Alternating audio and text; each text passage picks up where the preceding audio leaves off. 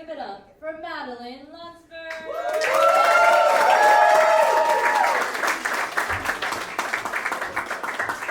Thank you very much. Well, keep it going for Dory. That was fantastic.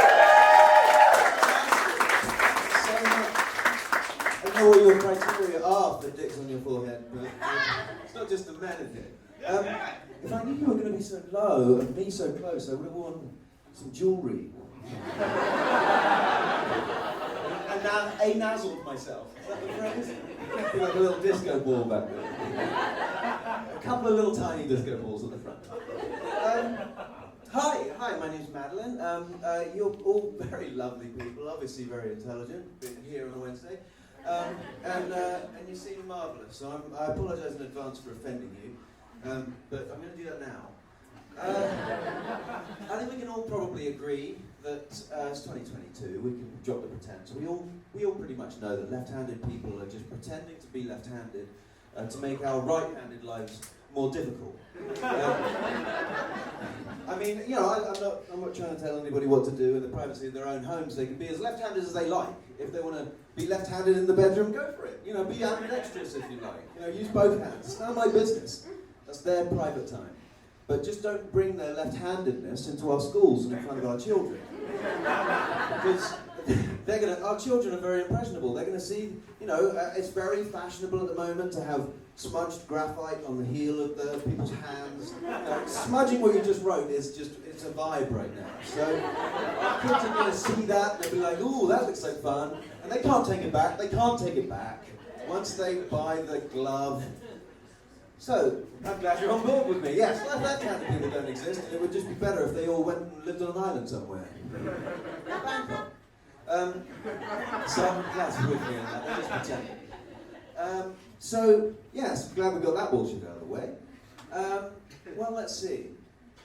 Something that does exist, we just had a few months ago. The Easter Bunny actually does exist.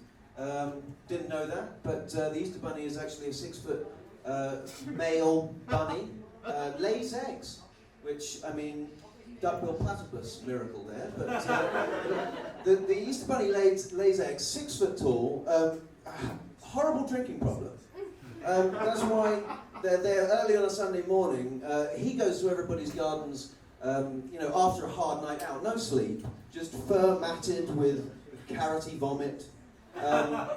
And unfortunately, the eggs that he lays are covered with festive tinfoil, and that just plays havoc with his hindquarters. So the Easter Bunny, what your parents said probably at a certain age, oh, we were hiding the eggs, by the way. You're old enough to know the truth. It wasn't the truth. It was just they didn't want you to know they were taking large pans of boiling water to try and wash away those Bigfoot-sized bloody rabbit footprints from just the ribbons I know, it's disgusting, it's horrible.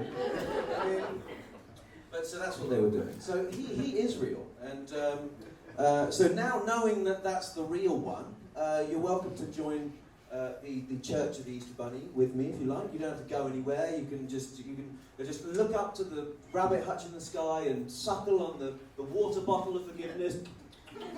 Anywhere you like. But you do actually, it's $20. So you pay me $20, I will give it to the Easter Bunny. I'll buy diamonds and give it to the Easter Bunny. He likes being paid in a lot of carrots. I once, just in case you're wondering, and I'm sure you were, I once took my external genitalia when I was a young child and grabbed them, pulled them between my legs, clamped my thighs closed, as I imagine people with external genitalia may have done from time to time, and went ta-da! And I mean, for the cisgendered external genitalia owners in the crowd, I imagine it was quite amusing when you did it. When I did it, I thought, oh, actually, quite like that. And I thought, I'll just totter around and have a look at my lovely ladies behind to go with my ladies front. What I actually discovered was it looked like I'd been riding a birthday clown's balloon animal, clamped a horse between my legs with its 3 hooves, swelling dangerously. When I released, of course, the 4th hoof just raised in the air. I thought, oh, that's pleasurable to me. Sorry. So I'll leave you with this. I realise you may not have guessed, but I once went to a sperm bank to make a deposit. Before I started HRT, I decided to save some of my sperm, freeze it for the good of humanity, so you're welcome. I've got a booth outside. I'm selling vials if anybody's interested. So I turned up dressed as myself, and they didn't really know what to make of me. This was in Florida, where the comedy comes from.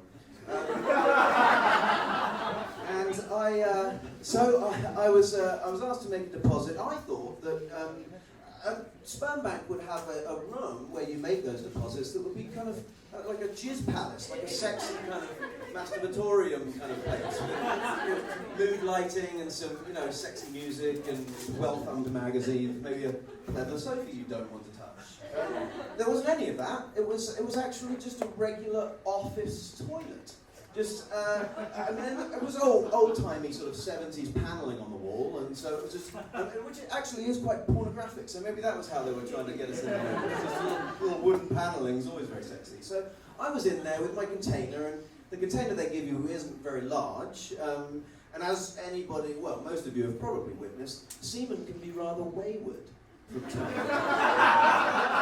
So, but I did get it all in the container because I'm a legend.